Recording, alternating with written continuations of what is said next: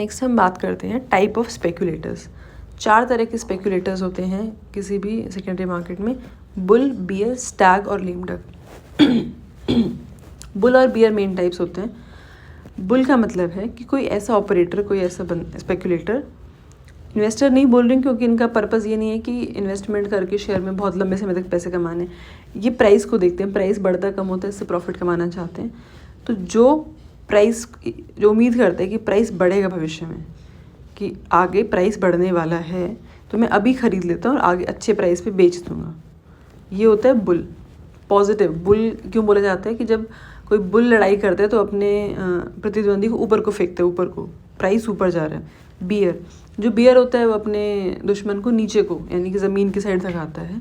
तो बियर क्या होता है, जिसको लगता है कि आगे प्राइस गिरने वाला है, ठीक है, जिसको लग रहा है कि भविष्य में प्राइस गिर जाएगा शेयर्स का, तो क्या करेगा, अभी जो प्राइस है उस पर बेचना शुरू कर देगा और बाद में उन्हें सस्ते पे खरीद लेगा वापस से, ठीक है। तो बुल जो उम्मीद करता है कि भविष्य में प्राइस बढ़ जाएगा, बियर जो उम्मीद करता है भविष्य में प्राइस गिर जाएगा। ये दोनों ही टर्म्स बड़े इंपॉर्टेंट हैं। उसके बाद स्टैग होता है। स्टैग का क्या मतलब है, इस तरह का इन्वेस्टर जो बहुत ही धीरे धीरे सोच समझ के डर के स्टेप उठाता है।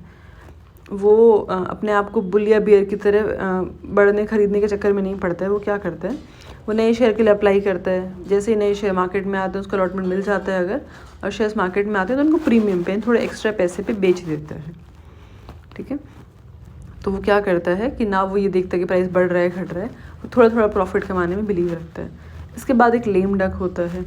लेम डक क्या होता है कि एक ऐसा ट्रेडर जिसने अपनी ऑब्लिगेशंस, उसको जो पेमेंट करनी थी या जो करना था, या जो इसका दिवालिया निकल गया, अपनी जो लॉस हो गया उसको ट्रेड में, स्टॉक मार्केट पर कवर नहीं कर पा रहा, लेम डक बोलते हैं इसको। बेसिकली अगर कोई बियर कौन बताया मैंने, जिसको लग रहा है कि प्राइस गिरने वाला है और वो कोई अपनी कमिटमेंट फुल नहीं कर पा रहा है, जैसे हमने क्या बात की थी कि अभी बेच देगा बियर, बाद में सस्ते पे खरीदेगा। लेकिन कभी कभी क्या होता है कि आगे प्राइस गिरते ही नहीं है, अगर प्राइस गिरेंगे नहीं तो दोबारा खरीद नहीं पाएगा, तो उसकी सारी पेमेंट में प्रॉब्लम आ जाती है इस तरीके से।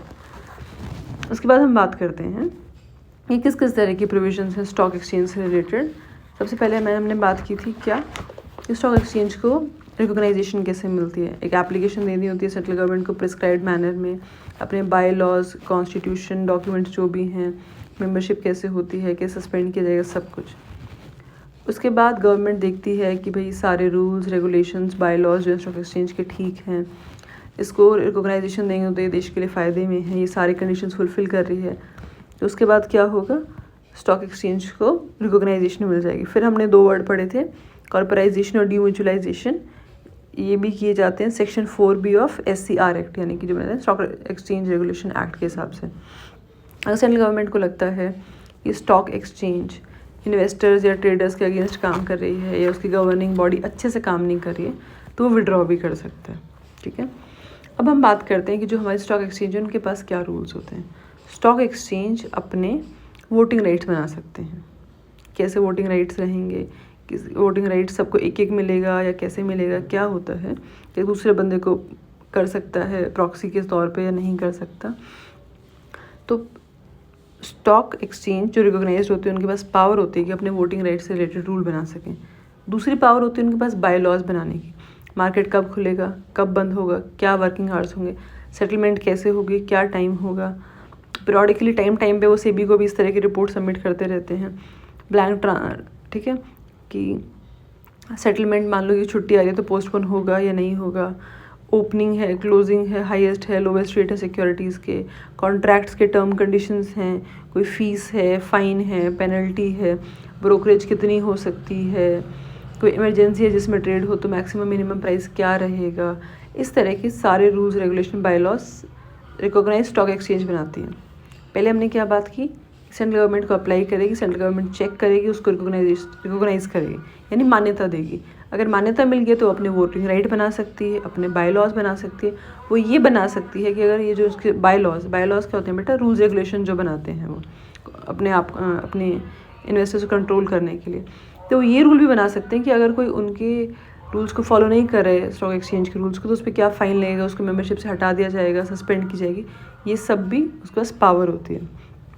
सेंट्रल गवर्नमेंट भी या फिर सेबी भी स्टॉक एक्सचेंज को बोल सकते हैं कि अपने रूल में बदलाव करो आप हमारे हिसाब से, या इस रूल को हटा दो या इसको बदल लो। कौन कौन बोल सकता है? सेंट्रल गवर्नमेंट और सेबी, ठीक है।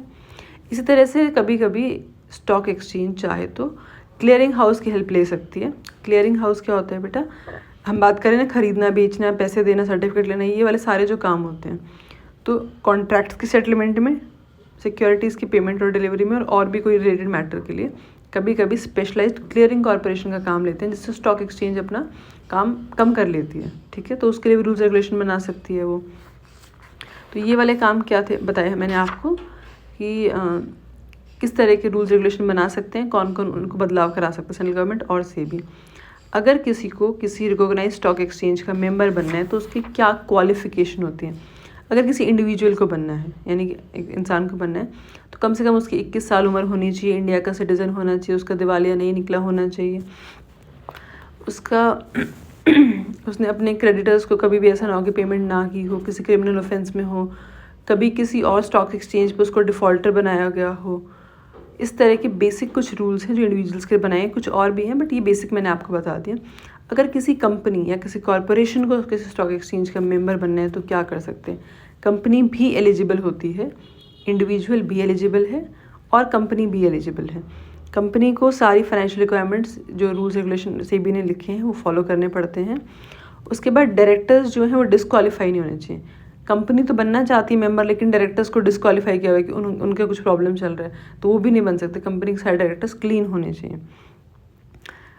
उसके बाद कंपनी के डायरेक्टर्स जो भी होते हैं वो कभी ऐसा नहीं होना चाहिए किसी और स्टॉक एक्सचेंज में उनको डिफ़ॉल्टर बताया गया है। कंपनी की minimum paid up capital 30 lakh रुपए होनी चाहिए। कंपनी के कम से कम 2 डायरेक्टर्स ऐसे होने चाहिए कम से कम 2 साल का सिक्योरिटीज़ में डील करने का या पोर्टफोलियो मैनेजर का या इन्वेस्टमेंट कंसल्टेंट का एक्सपीरियंस हो। फिर से मैं बताती हूँ हम क्या बात कर रहे हैं कि कौन रिकॉग्नाइज स्टॉक एक्सचेंज का मेंबर बन सकता है। इंडिविजुअल बनना चाहे तो क्या रिक्वायरमेंट है। अब हम बात करें कंपनी की, तो कंपनी के लिए क्या बताया, कुछ फाइनेंशियल रिक्वायरमेंट्स होनी चाहिए। उसके डायरेक्टर्स ना डिस्क्वालीफाई होने चाहिए, ना फिर कभी एक्सपेल होने चाहिए, ना डिफ़ॉल्ट करना चाहिए स्टॉक एक्सचेंज पे। कम से कम 2 डायरेक्टर्स को स्टॉक एक्सचेंज का काम की जानकारी हो, बेसिक काम की। पेड अप इक्विटी कैपिटल कम से कम 30 लाख रुपए होनी चाहिए, ठीक है। तो बन सकते हैं मेंबर इंडिविजुअल भी और कंपनी भी। अब ये जो स्टॉक एक्सचेंज है इन्हें कुछ बुक्स यानी कुछ रिकॉर्ड मेंटेन करना पड़ता है सेबी के रूल्स के हिसाब से। किस तरह के? कोई भी मिनट होती है तो उसकी डिटेल्स, कौन कौन मेंबर हैं, कौन कौन ऑथराइज्ड क्लर्क्स हैं, क्या सिक्योरिटी डिपॉजिट्स हैं, क्या मार्जिन डिपॉजिट बुक है, बैंक की पासबुक, जर्नल, कैश बुक, ये सारा कुछ मेंटेन करना पड़ता है 5 साल के लिए। पिछले 5 साल का डेटा हमेशा अवेलेबल होना चाहिए। और अगर कोई स्टॉक एक्सचेंज का मेंबर है तो उसको अपना ट्रांजैक्शन रजिस्टर, जर्नल, क्लाइंट की ledger, general ledger, cash book, passbook, सारे डॉक्यूमेंट्स 5 साल के लिए मेंटेन करने पड़ते हैं। और 2 साल के, कुछ डॉक्यूमेंट्स 5 साल के लिए, कुछ 2 साल के लिए। तो 2 साल के लिए क्या करना होता है कि सारे कॉन्ट्रैक्ट्स की डिटेल जो उसने की हैं, original, duplicate, counter foil, contract note, कोई रिटर्न कंसेंट है किसी कॉन्ट्रैक्ट के बारे में, सारी डिटेल्स उसको 2 साल के लिए, और बाकी मैंने जो बताया सारी लेजर, कैश बुक वगैरह 5 साल के लिए रखनी होती है। और ये रिपोर्ट वगैरह जो बनेंगी टाइमली, जैसे हम करते हैं ना कि एनुअल रिटर्न फाइल करते हैं, कंपनी बैलेंस शीट देती है, ये वो इसी तरह हर रिकॉग्नाइज स्टॉक एक्सचेंज को, सेंट्रल गवर्नमेंट को, केंद्रीय सरकार को 30 सितंबर तक अपने पिछले साल की एक्टिविटीज़ का ब्यौरा देना होता है।